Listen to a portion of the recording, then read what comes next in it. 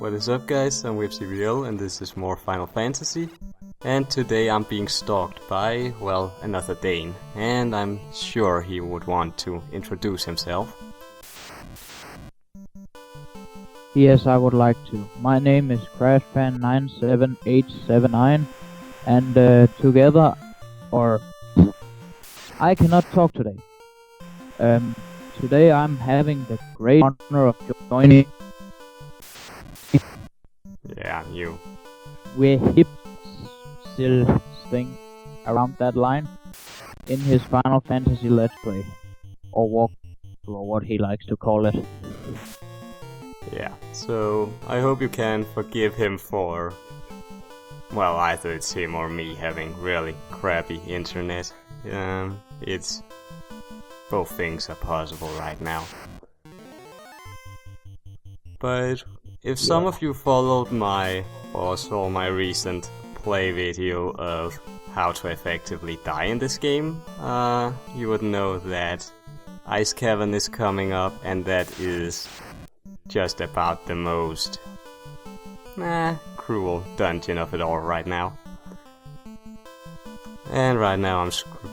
Why is it that ice caverns always have tendency to be the most annoying death in You're going to sound like a robot by the end of this. But yeah. The great issue with this is because of those sorcerers who initially I did not think they could actually... Well, we lost him.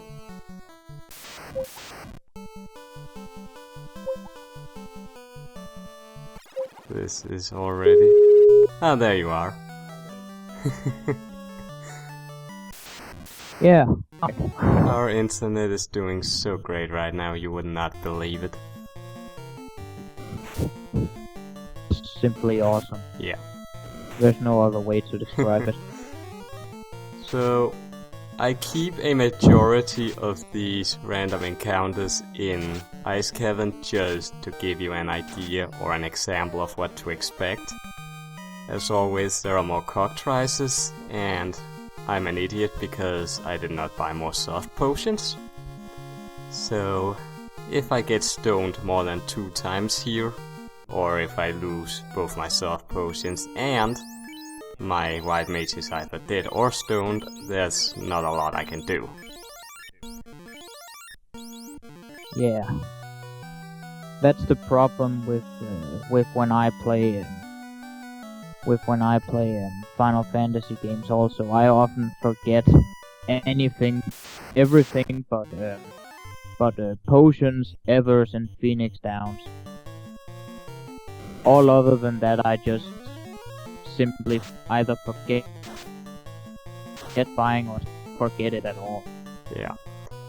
What also annoys me with this is the fact that Phoenix Down was not invented yet. So you're pretty much screwed if your white mage ever decides to die in the middle of the dungeon. Yeah. There's one thing that wonders me. When was the Phoenix Down invented? Was it around 3 or something? The lowest I've played was, well, this one, really. So, I'm not sure if they introduced it in one of the Japanese games, which would seem possible, but there's no... I cannot say with certainty which one it is. No, that's understandable, but I think they were. I think it's definitely a possibility that were introduced in one of the Japanese games first, and then they decided it was a good idea. And when it got ported over here, we also got the Phoenix Downs. So hooray for that!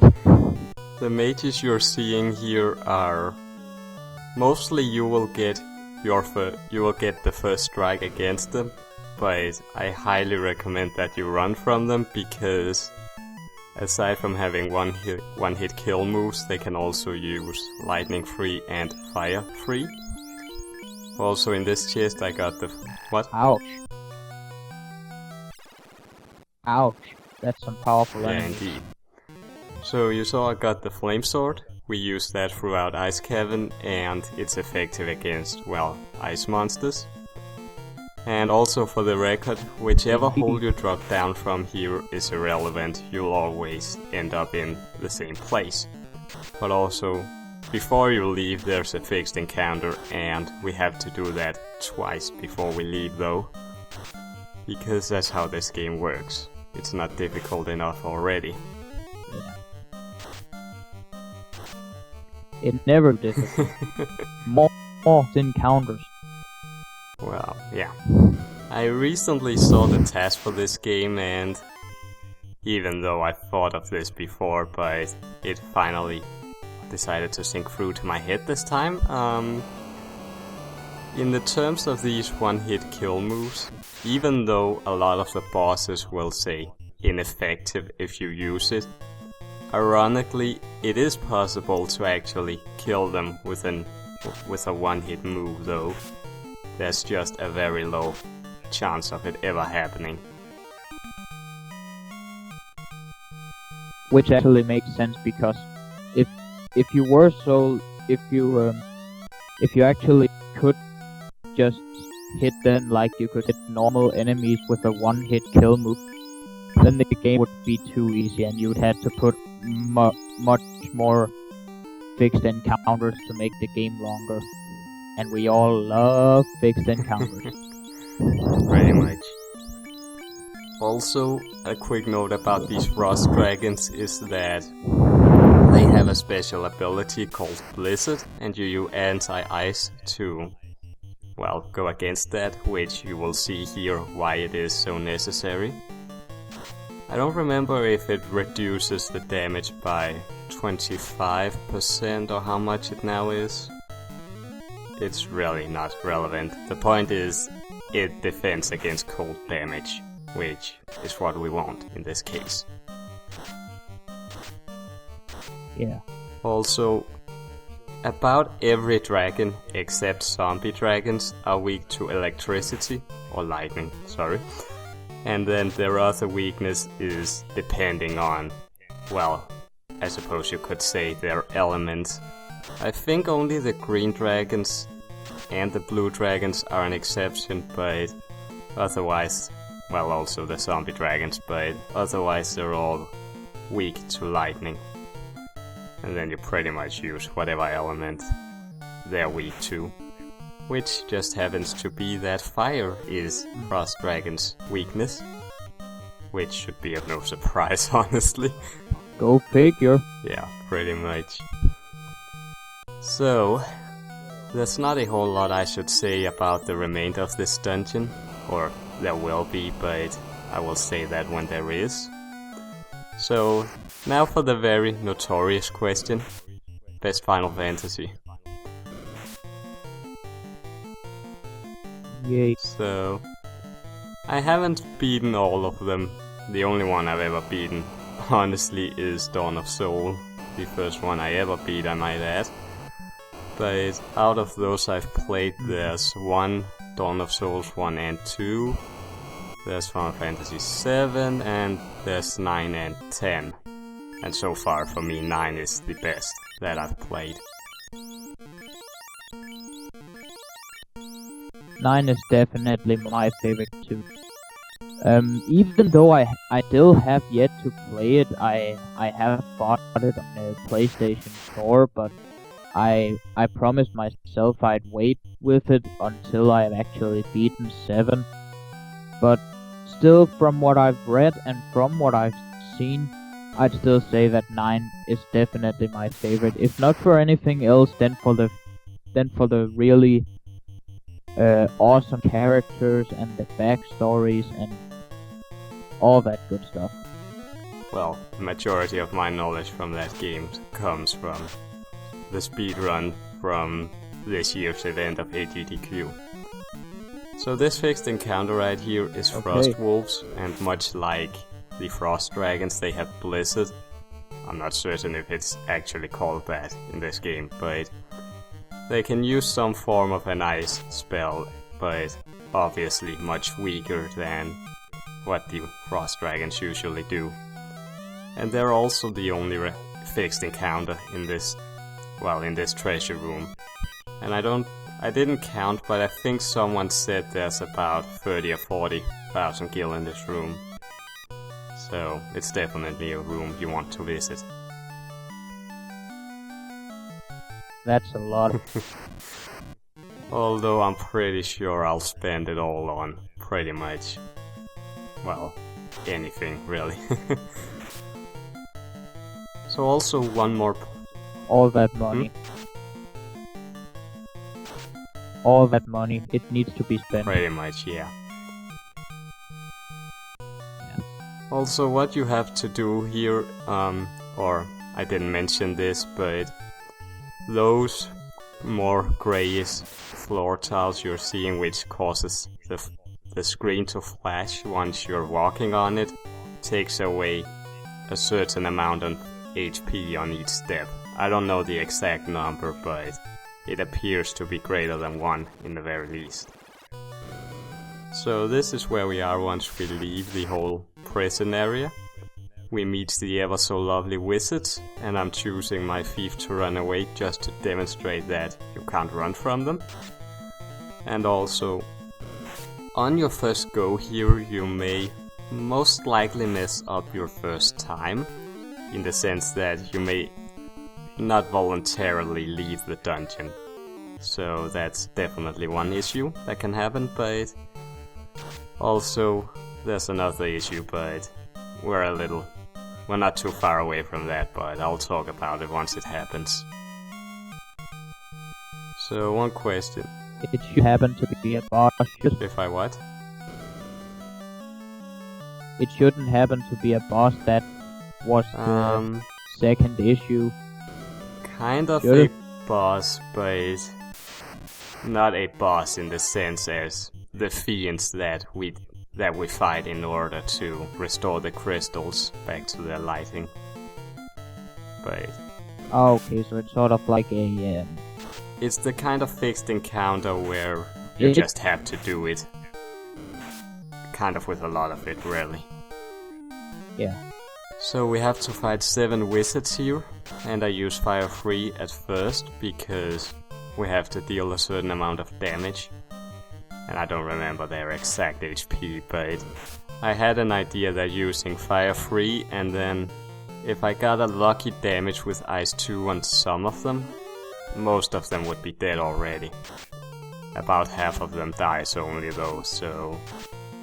well, technically, the equal of it is that half of them died, but it works out either way, I guess. So, I haven't seen you upload a video in, is that over a month now? Is there any particular reason for that? Yes, my phone, which I would normally use to record my videos and upload my videos with, it's gone completely broken, and there's really no way to fix it, so I'll have to wait and see what happens. I was promised I was gonna get a new phone before too long, but I haven't really seen any progress in that matter. So, quick notice here. You probably see those stairs right up in the corner. If you walk onto that, you exit the dungeon and have to go through this all over again.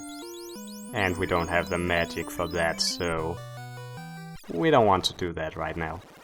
So step down the only hole here. Avoid the stairs. Yeah.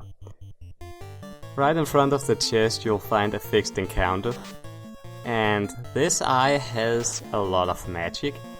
It has X times 4, which instantly kills you. It has Rub, which can instantly kill you. It has Brag, which didn't do what I expected it to. I expected it to be a kind of paralytic move, but turns you to stone instead. And now my thief is dead as well, and my fighter is turned to stone, and my white mage somehow deals 7 damage and kills the eye. So inside this chest we get the floater, which was dubbed the lava stone back in Dawn of Souls. And it will allow us to get the... I think it's called the airship this time around. Probably is. Unfortunately though, the only way to get out again is to step down another hole and then go through this entire dungeon again.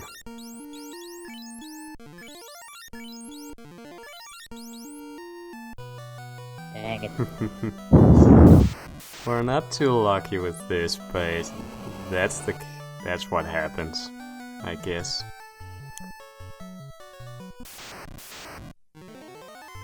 So what is your what should I say, experience with Final Fantasy in general?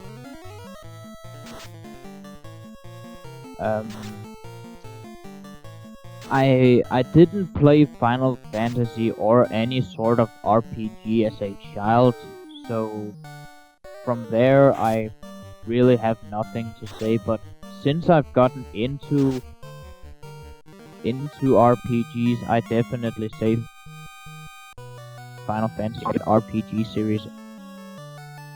Yeah. And even though I'm pretty much not that far into Final Fantasy 7, I can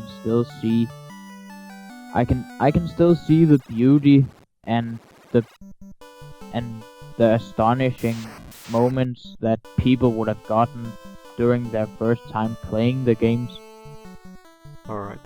Simply from looking what the graphics were like at that time and how the story is written up, and there's so many things that bonds a good RPG together. Indeed. I remember seeing Final Fantasy VII for the first time, and it was kind of also around the time I was getting used to having a PlayStation around. It was kind of around the time I was playing games such as Hercules or Crash Bandicoot and so on. And just seeing Final Fantasy VII was mind-blowing. Just the graphics in that game alone. It was something of a different nature. Yeah.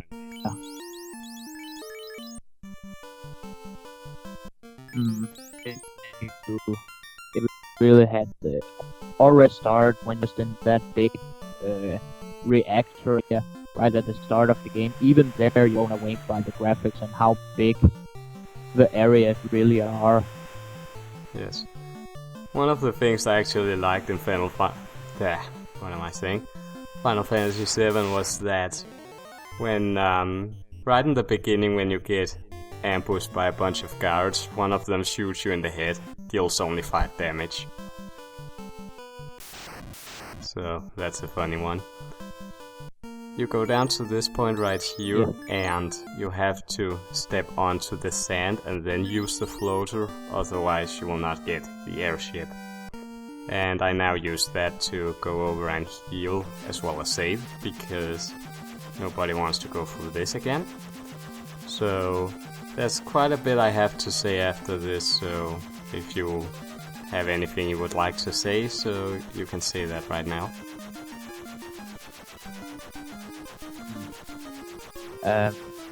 I don't really have that much to say except I've got a question. Are you going to RP many of the Final Fantasy games, or are you just going to do this one? I want to do as many as I can with the limit that I actually own the game. I would not LP a game, or let alone play a game I don't legally own. That kind of goes against the whole emulation principle, in my opinion. But back to the game. So you might not understand why I do this at first, but that's just because I have the guild for it. We now get to spend the 80,000 or so gil we've collected. And it will not be obvious why I do this or what is even happening here, but I'll show you why that is later. right now that's not what's important. Yeah. You need to find a spot to land, then you head into the desert and you have to walk onto a specific step. And no matter what you do, it will never be obvious. So we meet a little sand dweller, and he sells us a bottle for 50,000 gil. What a waste, what a waste. What a indeed. But what I will now do is head to the Citadel of Trials, or initially I thought that was the name, but they changed it in Dawn of Souls, so in this game it's called Castle of Ordeals. What we will get to do here is go through a not so tough dungeon and then reach a rank up or whatever you now want to call it. The point is our guys get stronger and it will allow them to use more magic, more armor, more weapons and so on and so forth. Also, don't fight anything on your way to the castle. None of it is really worth it. Especially these Enkilo, they only give 1 gil and 800 something experience. And by that point we'll be pretty weakened down anyway, since he has quite a bit of defense. Yeah. Then there are these catmen. They're very weird. They poison you. Again. But that seems to be a common thing right now. Yeah. But since we're speaking of poison here, I don't know if Final Fantasy Wikia page or other sites are just generally uninformed, but it seems like no one has noted that chaos attacks can actually cause paralysis in this game. I don't know if you were aware of that either.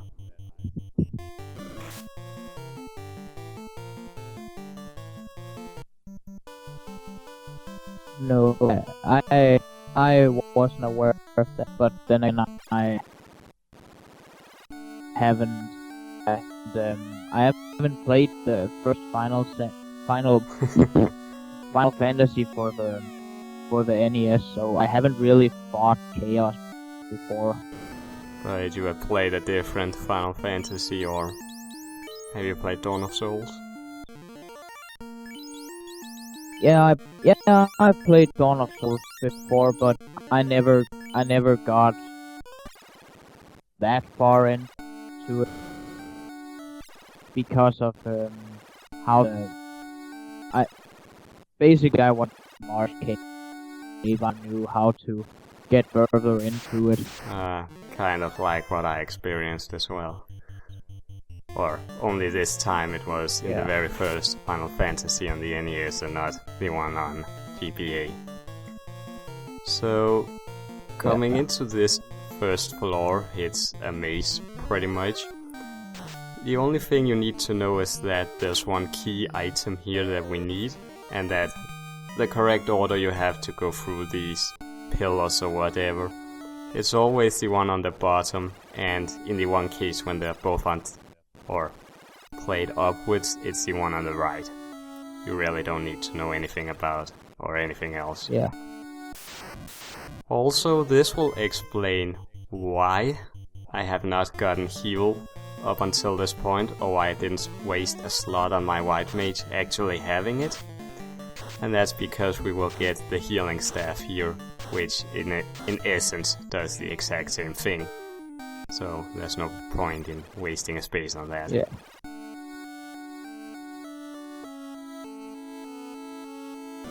And with like most things, fixed encounter. Yay.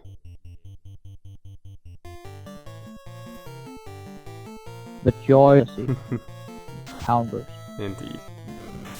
But another thing which I didn't find on any other sources is that these mud golems are poisonous. Again, it never ends. Although, there was one thing I could have done here, which I'm not sure why I didn't, but that's the case. You could go to Gaia and buy protection rings. What these would do is reduce your chances to die, or probability to die from an instant kill move.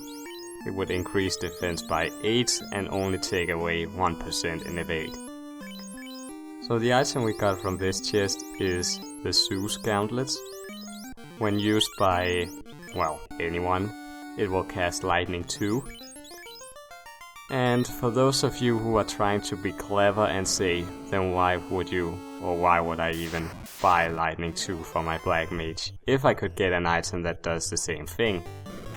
And that's because anyone should know that you prioritize damaging spells higher than healing spells.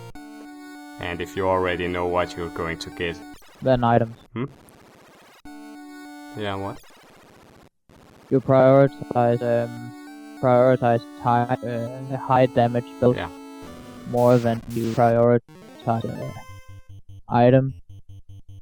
No, I prioritize my attacking spells for my Black Mage.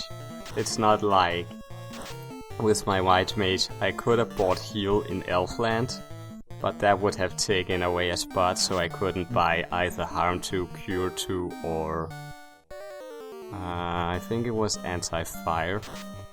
And those 3 spells are exceptionally necessary. And with the Black Mage, there's no telling when I will need Lightning 2. And in the case of healing, it would just be a waste of magic too. So the healing staff does the same as heal, and for free. And so now that we have that, I should hopefully not have to heal too much, but you can never know. Also, these nightmares are fixed encounters, and all you really need to know is that they're weak to ice, or appear to be. So that's how you choose your attacks from that. So we're almost done with this, but of course getting the rank up is not as easy as just finishing the dungeon and then getting it. It has to be cryptic, and even more cryptic. So that's the way it goes, pretty much.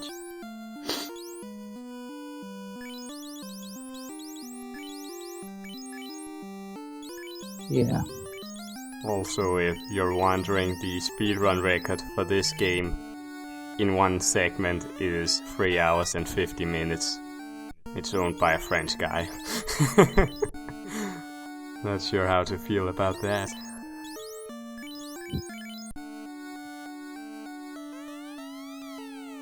I'm not exactly sure either, because that's actually pretty good considering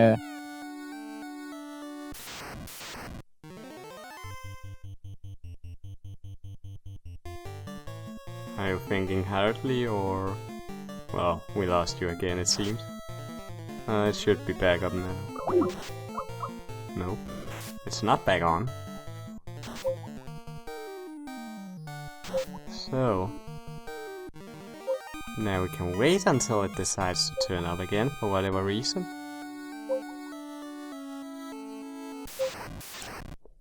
In the meantime, let me explain a few other things as well. For these mummies, only the blue I was about to say muffin. The blue mummy is the only one that can cause sleep, as far as I can remember. And he's quite strong too, so one fire free, unless you get good damage, is not enough to take him down, unfortunately. So that's the way that's going to be. Still not fixed, what the hell? There's not much I can do about this, unfortunately. And we lost him. I will wait and see if he decides to turn up again, or if I'll have to do this on my own. The item we get is a tail, and I will not spoil to you guys what it is, kind of a tail. But if you played the game before, you already know it. So, when I mentioned the speedrun record, you have seen 2 things in this episode that they abuse for grinding levels. One is the zombie dragons right here, and the other one is the eye back in Ice Cavern. I don't trust that eye, and I won't say I trust the zombie dragon too much either, but that's the way it is, pretty much. Unless someone finds a faster way to do it, I don't know if anyone will find a faster way. That's the idea of speedrunning, I guess, find the fastest possible way. Also, notice this, I got a Hydra encounter on land. They should only appear when I'm using the cano, but yeah. Let's see if we can get him back on.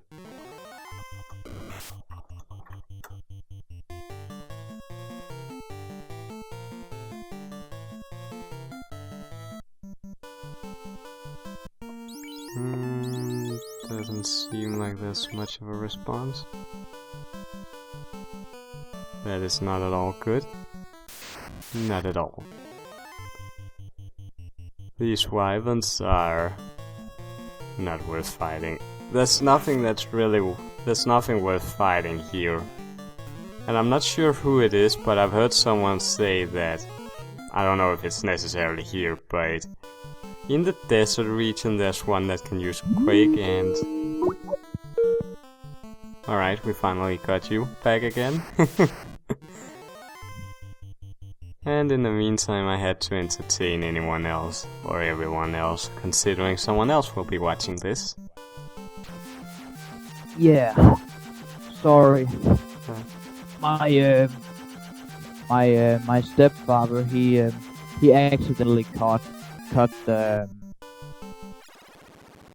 the internet connection, so I was blocked off. Okay. Back to what we were talking about several minutes ago. My friend Sky being the world record holder for Final Fantasy 1. Yeah. If I can read it. And I'm actually thinking that's kind of impressive considering how hard NES games are. NES games are kinda infamous for being really hard, and I'm pretty sure that Final Fantasy for the NES is no exception in terms of being a hard game. Yeah, definitely. Although I have to say this is, of course, no Contra which you can beat in about less than 12 minutes. This is a game that can last. You can be sitting here and playing through the game for 3 hours and you might not even make it past Garland or Marsh Cave for that sense. It's much like Pokemon, Yeah. It's just all luck dependent how far you even get in this thing, so it's kind of cruel. You really have to either be really lucky or really know what you do with these kind of games. Yeah. That also goes a lot into item management and so on. And in the terms of luck, I have seen the French guy from all the way from beginning to end, and he gets quite lucky throughout this. Of course, you didn't hear this, but what I said was, you have seen two things in this video which speedrunners abuse for grinding levels. One is the eye that can potentially instant kill you every time, and then there's the zombie dragon back in Castle of Ordeals. That's just what they use for grinding levels, and I don't think they ever do it at any other point. But they manipulate their luck quite a bit. Yeah. So there is not a whole lot left of this video, and I'd say we've covered quite a few subjects with all of this. I'd say the same. We've gone far and wide in the amazing world of Final Fantasy. I'm not sure if this world in this first game, if it's called Cornelia or what the world is called here. but we'll end in I about 15 seconds, think so if you have any words of wisdom. maybe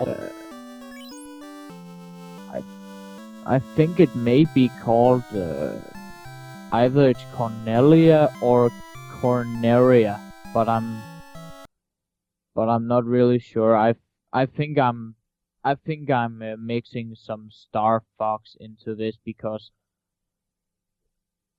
if I'm not remembering wrong, there's something in Star Fox called either Cornelia or Corneria as well. Well, if I can just bump in, the video is over. So, if you have any final words, it's now, if you want them in. I really have nothing to say except Final Fantasy is awesome, and I enjoyed being here. And I enjoyed having you. See you guys next time, and peace out.